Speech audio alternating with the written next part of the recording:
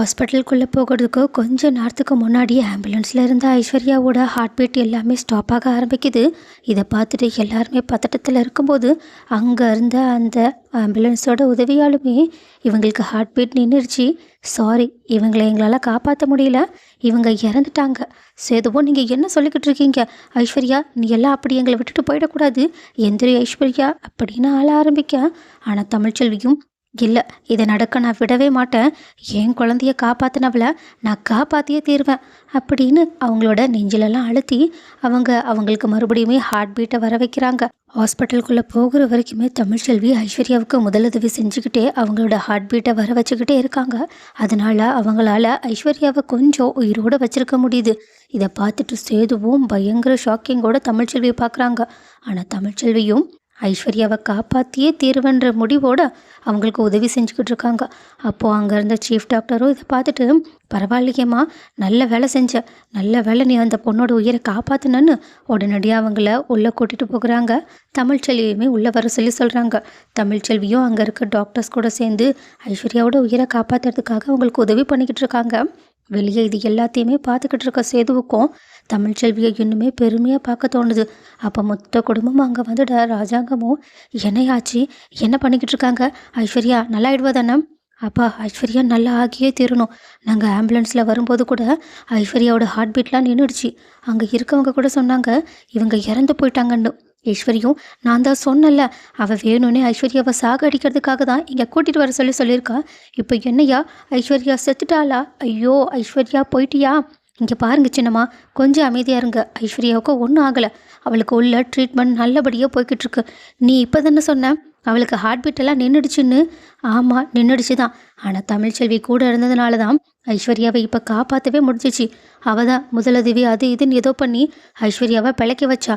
இப்போ கூட உள்ள டாக்டர் கூட உதவி தான் செஞ்சுக்கிட்டு இருக்கா. ஈஸ்வரியும், இங்கே ஐஸ்வர்யா இவ்வளோ சீரியஸான கண்டிஷனில் இருக்கான்னு கவலைப்படுறதா, அப்படி இல்லைனா இந்த தமிழ்ச்செல்வியை எல்லாரும் மறுபடியும் தலையில் தூக்கி வச்சுட்டு கொண்டாடுறாங்கன்றது கவலைப்படுறதான்னு எனக்கு சுத்தமாக புரியலைன்னு கடுப்பில் நின்றுக்கிட்டு இருக்க. ஆனால் சாவித்திரியும் ஈஸ்வரியோட முகத்தை பார்த்துட்டு அவங்கள வெறுப்பேற்றுறதுக்காகவே, பாத்தியாப்பா, ஐஸ்வர்யா என்னதான் உன்னையே கல்யாணம் பண்ணியிருந்தாலும் அவளோட வாழ்க்கையவே உங்ககிட்ட இருந்து பறிச்சிருந்தாலும் அவளோட உயிரை காப்பாற்றுறதுக்காக தமிழ்ச்செல்வி எப்படியெல்லாம் போராடிக்கிட்டு இருக்கா. இவளோட இந்த போராடுற குணம்தான் எனக்கு ரொம்ப பிடிச்சிருக்குப்பா. ஆனால் இதை முதல்லையே நம்ம புரிஞ்சுக்காம இப்படி ஒரு மகாலட்சுமியை நம்ம வீட்டை விட்டு அனுப்பிட்டோமே, அதை நினச்சாதான் வருத்தமாக இருக்குது. ராஜாங்கமும், ஏ சாவித்திரி, எந்த நேரத்தில் என்ன பேசணும்னு தெரியாதா? கொஞ்ச நேரம் அமைதியாக இரு. சரிங்கண்ண, ஆனாலும் உண்மையாகவே தமிழ்ச்செல்வி மாதிரி யாரும் இருக்க முடியாது. ஆனால் இவ இப்படி ஒரு தப்பு பண்ணான்றதை தான் என்னால் இன்னும் நம்ப முடியல. உண்மையாகவே அந்த கடவுள் குறி சொன்ன மாதிரிக்கு அவள் தப்பு பண்ணாதவள தான் இருப்பாளோ. ஏன்னா தன்னோட எதிரிக்கு கூட இவ்வளோ நல்லது பண்ணணும்னு நினைக்கிறவளால் எப்படி நம்மளோட குடும்பத்துக்கு கெட்டது பண்ணணும்னு தோணுச்சு. கண்டிப்பாக இதில் ஏதோ ஒன்று இருக்குது. ஈஸ்வரியும், ஐயோ இவ வேற நேரங்கிட்ட நேரத்துக்கு நினச்சிக்கிட்டு இருக்கும்போதே உள்ளேருந்து வெளியே வந்த டாக்டர்ஸை பார்த்துட்டு சேதுவும், எல்லோரும் கொஞ்சம் அமைதியாக இருங்க. டாக்டர், என்னாச்சு? இப்போது ஐஸ்வர்யா எப்படி இருக்கா? பயப்படுறதுக்கு ஒன்றும் கிடையாது, அவங்க ஆபத்தான கட்டத்தை தாண்டிட்டாங்க. இதுக்கப்புறமா அவங்க கொஞ்ச நேரம் ரெஸ்ட் எடுக்கட்டும். மயக்கம் தெளிஞ்சதுக்கப்புறமா யாரை பார்க்கணுமோ அவங்க போய் பார்க்கலாம். அது வரைக்கும் ஆனால் கொஞ்சம் பொறுமையாக இருங்கன்னு சொல்ல, சேதுவுக்கும் ராஜாங்கத்துக்கும் ஏன் மொத்த குடும்பத்துக்கு இப்போ தான் திருப்தியாக இருக்குது. ஆனால் அந்த நேரத்தில் கூட சாவித்திரி, பார்த்தீங்களா, நான் சொன்ன மாதிரியே தமிழ்ச்செல்வி ஐஸ்வர்யாவோட உயிரை காப்பாற்றிட்டா. தமிழ்ச்செல்வி, உனக்கு கோடி நன்மைகள்மா. ஆனால் நீ இப்படி பண்ணுவான்னு நாங்கள் எதிர்பார்க்கவே இல்லை. தமிழ்ச்செல்வியும், என் குழந்தையோட உயிரை காப்பாற்றுறதுக்காக ஐஸ்வர்யா அவங்களோட உயிரை பணையம் வச்சுருக்காங்க. இப்படிப்பட்ட நேரத்தில் என் கடமை அவங்களோட உயிரை காப்பாற்றுறது தானே. ஏன், நான் ஒரு டாக்டருக்கு படிச்சுக்கிட்டு இருக்கேன். என்னால் முடிஞ்ச அளவுக்கு எல்லாரோட உயிரையும் நான் காப்பாற்றணும்னு ஆசைப்பட்றேன். அது ஐஸ்வர்யாவிலேருந்து தொடங்கியிருக்குன்னு நான் நினச்சி சந்தோஷப்பட்டுக்கிறேன். நீங்கள் எதுக்கும் கவலைப்படாதீங்க. ட்ரீட்மெண்ட் எல்லாம் நல்லா முடிஞ்சிருச்சு. டாக்டர் சொன்ன மாதிரியே மயக்கம் தெளிஞ்சதுக்கப்புறமா நீங்கள் ஒவ்வொருத்தராக போய் அவங்கள பார்க்கலாம். அப்புறம் நான் கிளம்புறேன், எனக்கு கொஞ்சம் எக்ஸாம் ஒர்க் இருக்குன்னு அவங்க அங்கேருந்து அழகரை கூட்டிகிட்டு கிளம்ப போயிட்டுருக்க தமிழ்ச்செல்வியை ஒரு மாதிரி ஏக்கத்தோடையும் சந்தேகத்தோடையும் சாவித்திரி சொன்னதெல்லாம் யோசிச்சு பார்த்துட்டும் சேது பார்த்துக்கிட்டு இருக்காங்க. இதை கவனிச்ச ஈஸ்வரியும், ஐயா ஐஸ்வர்யா இப்போ எப்படி இருக்கான்னு நீ வேணா உள்ளே போய் பார்த்துட்டு வந்துடுறியா? சின்னம்மா, அதான் ஐஸ்வர்யா மயக்கம் தெளிஞ்சதுக்கப்புறமா தான் பார்க்கணுன்னு சொல்லிட்டாங்கல்ல, அதை அவள் பாப்பா, நீ இப்போ முதல்ல அவள் எப்படி இருக்கான்னு போய் பார்த்துட்டு வா, போ அப்படின்னு ரூம்குள்ளே அனுப்ப சேதுவும் தமிழ்ச்செல்வி ஒரு மாதிரி பார்த்துட்டு அவங்க ரூம்குள்ளே போகிறாங்க. ஆனால் அங்கே போனால் மயக்கத்தில் இருக்க ஐஸ்வர்யா கிட்ட சேதுவும், தயவு செஞ்சு மன்னிச்சிரு ஐஸ்வர்யா, உன்னை பற்றி நான் ரொம்ப தப்பாக புரிஞ்சுக்கிட்டேன். என்ன என் கனவில் அப்படியெல்லாம் வந்துச்சு. ஆனால் அது எல்லாம் ஏன் வந்துச்சுன்னு எனக்கு இப்போ புரிஞ்சிடுச்சு. அது தேவையில்லாத எண்ணங்கள்ன்றதையும் நான் புரிஞ்சுக்கிட்டேன். ஆனால் நீ எவ்வளோ நல்லவன்னு கல்யாணத்துக்கு முன்னாடியே எனக்கு தெரியும். அதனால தானே உன்னை கல்யாணம் பண்ணிக்கவே நான் சம்மதிச்சேன். ஆனால் என்னோ தெரியல, கல்யாணத்துக்கு அப்புறமா என்னால் உன் கூட சேர்ந்து வாழணும்னு நினச்சி கூட பார்க்க முடியல. இப்போ கூட நீ எந்திரிச்சு வந்ததுக்கப்புறமா கண்டிப்பாக உன்னை நல்லபடியாக பார்த்துப்பேன். ஆனால் மனைவியாக பார்த்துப்பேன்னு மட்டும் என்கிட்ட எதிர்பார்க்காத. ஏன்னா என் மனசுக்குள்ளே இன்னும் தமிழ்ச்செல்வி தான் இருக்கா. என்னதான் அவன் மேலே கோவத்தோடு இருந்தாலும் அவளை இன்னும் என்னால் விட்டுட்டு வர முடியல. அதனால தான் கல்யாணத்துக்கு முன்னாடியே உங்ககிட்ட கொஞ்சம் டைம் கேட்டேன். ஆனால் அதை புரிஞ்சிக்காமல் நீ அப்படியெல்லாம் பண்ண ஆரம்பிச்சிட்ட. அதனால தான் வேறு வழி இல்லாமல் என் அப்பா சொல்ல தட்டக்கூடாதுன்றதுக்காக தான் உன் கழுத்தில் தாலியை கட்டினேன். ஏன் உன் கழுத்தில் எப்படி தாலி கட்டன்னு கூட எனக்கு ஞாபகமே இல்லைன்னா பார்த்துக்குவேன். அப்போ வேற எனக்கு குழந்தை பிறந்துருந்துச்சா, என்னோட முழு கவனமும் என் குழந்தை மேலே தான் இருந்துச்சு. உண்மையை சொல்லப்போனால் கல்யாணத்தப்போ நான் உண்மையாகவே உன் கழுத்தில் தாலி காட்டினேன்னா, உண்மையாகவே உன்னை கல்யாணம் பண்ணிக்கிட்டேனான்னு எந்த ஒரு எண்ணமுமே என் மனசுக்குள்ளேயே இல்லை. இதை நான் நீ முழிச்சிருக்கும்போது சொன்னால் வருத்தப்படுவேன்றதுக்காக தான் நீ மயக்கத்தில் இருக்கும்போது சொல்கிறேன். ஏன்னா நானும் எத்தனை நாள் மனசுக்குள்ளேயே இந்த விஷயத்த வச்சுக்கிட்டே இருப்பேன். உங்ககிட்ட சொல்லணும்னு தோணுச்சு, சொல்லிட்டேன். ஆனால் இதுக்கப்புறமா என்னால் முடிஞ்ச அளவுக்கு உன்னை என்னோடய ஒய்ஃபாக பார்க்க ஆரம்பிக்கிறேன். ஏன்னா என் குழந்தைங்களுக்காக நீ உன்னோட உயிரையே தியாகம் பண்ணுற அளவுக்கு போயிருக்க. அப்போனா நான் உனக்காக இதை கூட செய்ய மாட்டேனா? நான் முயற்சி பண்ணுறேன் தான் எப்பயும் சொல்கிறேன்னு அவங்க கண் கலங்கி அழுதுகிட்டே மறுபடியும் கடைசியாக ஒரு தடவை நன்றி சொல்லிட்டு அங்கேருந்து எந்திரிச்சு போக, ஆனால் கரெக்டாக சேது அங்கேருந்து போன உடனேயே ஐஸ்வர்யா கண் முழிக்கிறாங்க. அவங்க கண் முழிச்சு கண்ணில் கண்ணீரோடு இருக்கிறத பார்க்கும்போது இவ்வளோ நேரம் சேது பேசுனது எல்லாத்தையுமே ஐஸ்வர்யா நல்லா கேட்ட மாதிரி தான் தோணுது. அப்போது கரெக்டாக ஐஸ்வர்யா கண் முழிச்சதை கொஞ்சம் நேரம் கழித்து அங்கே வந்த நர்ஸுமே பார்த்துட்டு உடனடியாக ஐஸ்வர்யா கிட்ட, நீங்கள் இப்போ எப்படி இருக்கீங்க, உங்களால் பேச முடியுதா? என்னால் பேச முடியுது. ஆனால் நான் ஒரே ஒருத்தங்க கிட்ட மட்டும் பேசணும். யார், உங்களோட ஹஸ்பண்டை கூப்பிடணுமா? இல்லை வேண்டாம், தமிழ்ச்செல்வின்னு ஒருத்தங்க என்னோட உயிரை காப்பாற்றினாங்கல்ல, நான் அவங்கள பார்க்கணும். நீங்கள் என்ன சொல்லிக்கிட்டு இருக்கீங்க, தமிழ்ச்செல்வியா? சரி இருங்க, உங்களோட கசின் சொல்லிட்டு இங்கே வந்தாங்களே அவங்கள தானே சொல்கிறீங்க? ஆமாம், என் அக்காவை பார்க்கணும். அவங்க என்னோட அக்கா. சரிங்க இருங்க, நாங்கள் போய் கூட்டிகிட்டு வரோம். உங்களுக்கு வேறு யாரையாவது பார்க்கணுமா?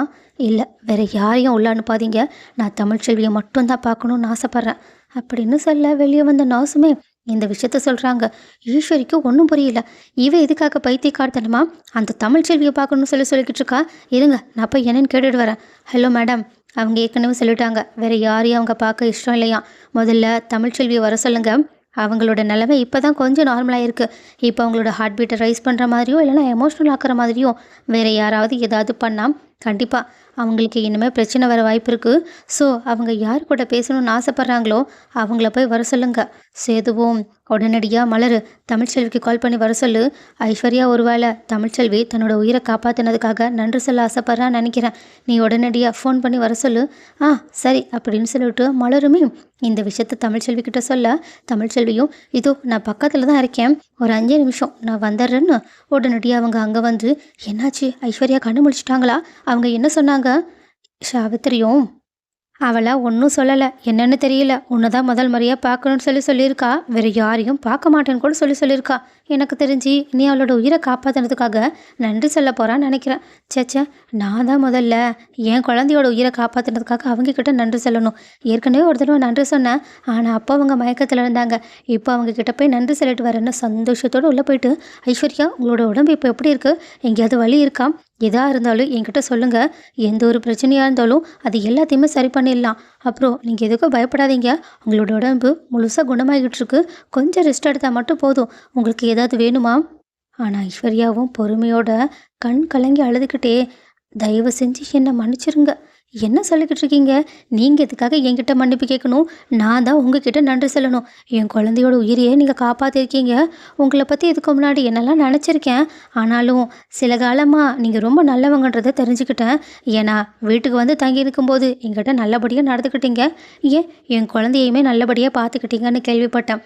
ஸோ இப்படி ஒரு மனசு எல்லாருக்கும் வந்துடாது.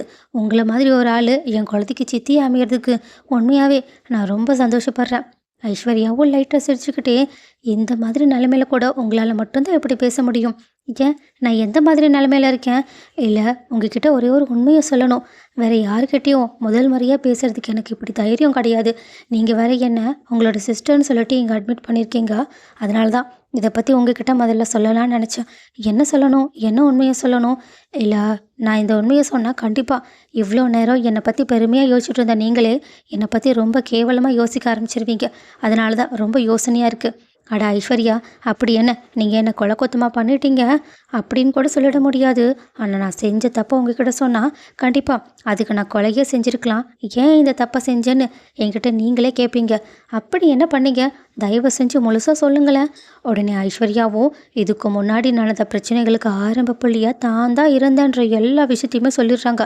அதுலேயும் தமிழ்ச்செல்வி இல்லாத நேரமாக பார்த்து அவங்களோட ஃபோன் எடுத்து அவங்களோட அப்பா கிட்ட அவங்க குரல்லையே பேசின எல்லா விஷயத்தையுமே சொல்லி காட்டிட்டு, இது எல்லாத்தையுமே நான் மாமா கூட சேர்ந்து வாழணுன்ற ஆசையில் தான் செஞ்சேன். ஆனால் மாமாவால் கடைசி வரைக்கும் உங்களை மறக்கவும் முடியாது, உங்களை விட்டுட்டு இருக்கவும் முடியாதுன்னு நான் புரிஞ்சுக்கிட்டேன். ஏன் இப்போ நான் உயிருக்கு போராடிக்கிட்டு இருக்க இந்த நிலைமையில கூட மாமா நான் மயக்கத்தில் இருக்கதா நினச்சிக்கிட்டு என்னால் கடைசி வரைக்கும் தமிழ்ச்செல்வியை மறக்க முடியாது. ஆனால் உன்னை நல்லபடியாக பார்த்துக்க நான் முயற்சி பண்ணுறேன்னு மட்டும்தான் சொல்லிட்டு போகிறாங்க. அந்த அளவுக்கு உங்களை காதலிச்சுக்கிட்டு இருக்கும்போது கண்டிப்பாக மாமாவால் என் கூட சேர்ந்து வாழவே முடியாது. அதனால தான் இவ்வளோ நாளாக நான் காதலிச்சுக்கிட்டு இருந்த மாமாவுக்கு ஒரு நல்லது பண்ணணும்னு ஆசைப்பட்டேன். அதனால தான் உங்கள்கிட்ட இந்த விஷயத்த சொன்னேன். முக்கியமாக நீங்கள் இந்த விஷயத்த யார்கிட்ட வேணாலும் சொல்லலாம். ஏன்னா அதுக்கான தண்டனையை நான் அனுபவிக்க தயாராக இருக்கேன். உங்களுக்கு இவ்வளோ பெரிய துரோகத்தை செஞ்சதுக்கு அப்புறமாவும் உங்கள் முன்னாடி நல்லவ மாதிரி நடிக்கிறது எனக்கு சுத்தமாக பிடிக்கல. நீங்களே எனக்கு என்ன தண்டனை வேணாலும் கொடுங்க. அப்படி இல்லையா நீங்கள் காப்பாற்றின இந்த உயிரை நீங்களே எடுத்தாலும் எனக்கு பரவாயில்ல. ஏன்னா அந்த கடவுளே கனவுல வந்து என்கிட்ட சொல்லும்போதே நான் திருந்திருக்கணும், எல்லாருக்கிட்டேயுமே இந்த உண்மையை சொல்லியிருக்கணும். ஆனால் அதை சொல்கிறதுக்கான தைரியம் எனக்கு இது வரைக்கும் இல்லாததுனால தான் என்னோடய உயிரை இந்த அளவுக்கு ஒரு மோசமான நிலைமைக்கு அந்த கடவுளே கூட்டிகிட்டு போயிருக்காங்க. ஆனால் எனக்காக நீங்களும் மாமாவும் கஷ்டப்படுறது எல்லாத்தையுமே பார்த்ததுக்கு அப்புறமா தான் எனக்கு ஒரு தைரியமே பறந்துருக்கு. இதுக்கப்புறமா இந்த கயிறுக்கு வேலை கிடையாதுன்னு அவங்க கையில் கட்டியிருந்த கயிறு அவுத்து எதிர்ச்சிட்டு, இங்கே பாருங்கள், நான் இது வரைக்கும் செஞ்ச தப்பு எல்லாத்தையுமே உங்ககிட்ட சொல்லிட்டேன். அதுக்கான தண்டனை என்னமோ அதை எனக்கு எப்போனாலும் நீங்கள் கொடுங்க. அதுக்காக நான் காத்திருக்கேன்னு ஆள ஆரம்பிக்கேன். இதை கேட்டுட்டு தமிழ்ச்செல்வியும், பரவாயில்ல, நான் இந்த தப்பை பண்ணலைன்னு எனக்கு நல்லா தெரியுங்க. இதை யாரோ பண்ணியிருப்பாங்கன்னு நினச்சேன். அதை நீங்கள் பண்ணியிருக்கீங்கன்னு நீங்களே ஒத்துக்கிட்டதுக்கு அப்புறமா இதை நான் யார்கிட்ட சொல்ல போகிறேன்? என்ன தமிழ், என்ன யார்கிட்டயுமே அப்போனா இந்த உண்மையை சொல்ல மாட்டீங்களா? கண்டிப்பாக சொல்ல போகிறதே கிடையாது. என் வாழ்க்கை தனின்னு ஆயிடுச்சு. இதுக்கப்புறமா நான் இதுக்காக உங்களோட வாழ்க்கையை கெடுக்கணும்? நான் தப்பு பண்ணலன்னு எனக்கு தெரிஞ்சாவே போதும்னு இவ்வளோ நாளாக இருந்தேன். அதை நீங்கள் நினச்சி வருத்தப்படுறீங்கன்னா அது உங்களோட பெரிய மனசு. இதுக்கப்புறமா விடுங்க. ஆனால் இதுக்கப்புறமாவது தயவு செஞ்சு உங்கள் மனசாட்சிக்கு உண்மையாக இருங்க. உங்கள் ஹஸ்பண்ட் கூட சேர்ந்து வாழ முயற்சி பண்ணுங்க அப்படின்னு சொல்லிட்டு அங்கேருந்து போக பார்க்க, ஆனால் ஐஸ்வர்யாவும் தமிழ்ச்செல்வியோட கையை பிடிச்சி, உண்மையாகவே என் அக்காவாக இருந்திருந்தா கூட நீங்கள் இப்படி ஒரு வாழ்க்கை பேச்சியை எனக்கு போட்டிருக்க மாட்டீங்க. ஆனால் நீங்கள் இப்படி பண்ணுவீங்கன்னு நான் சத்தியமாக எதிர்பார்க்கவே இல்லை. உண்மையாக மாமாவுக்கும் நான் உண்மையாக இருக்கணும்னு ஆசைப்பட்றேன். இந்த உண்மையை நான் மாமா கிட்டேயும் சொல்லணும்னு ஆசைப்பட்றேன். அப்படி மாமா கிட்ட சொல்லி மாமா மனம் திருந்தி உங்ககிட்ட வந்தால் நீங்கள் மாமாவை ஏற்றுப்பீங்களா? அதுக்கு கண்டிப்பாக வாய்ப்பே கிடையாதுங்க. நான் எப்பயோ அவரோட வாழ்க்கை தண்ணி என்னோட வாழ்க்கை தண்ணின்னு முடிவு பண்ணிட்டேன். அதனால் இதுக்கப்புறமா நீங்கள் உண்மையவே சொன்னாலும் பரவாயில்ல. அவர் உண்மையை தெரிஞ்சுக்கிட்டு நான் எந்த தப்போ பண்ணலைன்ற நிறுவனத்துக்கு வந்ததுக்கப்புறமா என்கிட்ட கால்லையே விழுந்து மன்னிப்பு கேட்டாலும், ஏன் மொத்த குடும்பமும் வந்து என் கால்லையே விழுந்தாலும் கண்டிப்பாக என் தன்மானத்தை இழந்து மறுபடியுமே அந்த கேவலமான வீட்டுக்குள்ளே நான் வரமாட்டேன். ஏன்னா அங்கே இருக்கவங்க ஒவ்வொரு பிரச்சனை நடக்கும்போதும் அதுக்கு காரணம் நானாக தான் இருப்பேன்னு என்னை வெளியாள் மாதிரி ட்ரீட் பண்ணிக்கிட்டு இருந்தாங்க. அது எல்லாத்தையுமே பொறுத்துக்கிட்டு இருந்தது எதுக்காகனா, என் புருஷனுக்காக. என் புருஷன் என் மேலே அவ்வளோ நம்பிக்கையும் பாசமும் வச்சுருக்காங்கன்ற நம்பிக்கையில் தான் அது எல்லாத்தையுமே பொறுத்துக்கிட்டு இருந்தேன். ஆனால் அதுவே இல்லைன்னு ஆனதுக்கப்புறமா அந்த வீட்டுக்கு வந்தும் எந்த பிரயோஜனமும் கிடையாது. அவர் கூட சேர்ந்து வாழணும்னு நினச்சும் எந்த பிரயோஜனமும் கிடையாது. அதனால் இப்போ சொல்கிறேன், உண்மையாகவே சேது நல்லபடியாக இருக்கணும்னு நீங்கள் ஆசைப்பட்டீங்கன்னா நீங்கள் தயவு செஞ்சு எல்லா விஷயத்தையுமே மறந்துட்டு அவர் கூட சகஜமாக பழகி அவர் கூட சேர்ந்து வாழ முயற்சி பண்ணுங்க. அப்படி இல்லையா இந்த உண்மையை சொல்லிட்டீங்கன்னா கண்டிப்பாக அவர் உங்கள் எல்லாரையுமே வெறுத்துருவார். உங்கள் எல்லாருமே வீட்டை விட்டு அனுப்புனாலும் அனுப்பிடுவாங்க. ஆனால் அதே சமயம் என்னை விட்டுட்டு பிரிஞ்சுமே அவங்க தனியாக கஷ்டப்பட வேண்டியது இருக்கும். இந்த உண்மையை எனக்கு தெரிஞ்சு அவங்கக்கிட்ட சொல்லாமல் இருக்கிறதான் அவங்களுக்கு பண்ணுற மிகப்பெரிய நல்லதுன்னு நான் நினைக்கிறேன். இப்போ கூட பார்த்தீங்களா, நீங்கள் சேது மாமா வருத்தப்படக்கூடாதுன்றதுக்காக அவங்க மேலே இருக்க பாசத்தால் தான் இப்படியெல்லாம் பேசிக்கிட்டு இருக்கீங்க. ஏன் ஆனால் நீங்கள் மாமாவை வெறுக்கிறதா மட்டும் நடிச்சுக்கிட்டு இருக்கீங்க? தமிழ்ச்செல்வியும் இதுக்கு பதில் சொல்ல முடியாத, சரி எனக்கு வேலை இருக்குது, நான் கிளம்புறேன், நீங்கள் கொஞ்சம் ரெஸ்ட் எடுங்க அப்படின்னு சொல்லிட்டு அங்கேருந்து போக பார்க்க, ஆனால் ஐஸ்வர்யாவும் ஒன்றே ஒன்று மட்டும் சொல்கிறேன், இதுக்கப்புறமா என் வாழ்க்கையை எனக்கு திருப்பி கொடுத்த உங்களுக்காக நான் கண்டிப்பாக ஏதாவது ஒரு மிகப்பெரிய நல்லதை பண்ணுவேன். அது மூலயமா உங்கள் வாழ்க்கைக்கு ஒரு மிகப்பெரிய உதவியாக அது வந்து சேரும்னு அவங்க இவங்களுக்கு வாக்கு கொடுக்க, இதை கேட்டுட்டு தமிழ்ச்செல்வியும் லைட்டாக ஒரு புன்னகையோடு அங்கேருந்து புறப்பட்டு போய்கிட்டு இருக்காங்க. பட் இவங்க 2 பேரும் இப்படி பேசிக்கிட்டு இருக்கிறது எல்லாத்தையுமே கரெக்டாக அங்கே வந்திருந்த சேதுவுமே கேட்டுட்டு ஒளிஞ்சி நின்று கேட்டுட்டு ரொம்பவே கண் கலங்கி அதிர்ச்சியோடு நின்றுக்கிட்டு இருக்காங்க. ஸோ கைஸ், தமிழ்ச்செல்வி எடுத்த முடிவை பற்றி நீங்கள் என்ன நினைக்கிறீங்க? அண்ட் ஆல்சோ இப்போ சேதுவுக்குமே இந்த உண்மை தெரிஞ்சிருச்சு. ஸோ சேது இதுக்கப்புறமா என்ன பண்ண வாய்ப்பு இருக்குன்னு நீங்கள் நினைக்கிறீங்கன்றத கமெண்ட்டில் சொல்லுங்கள்.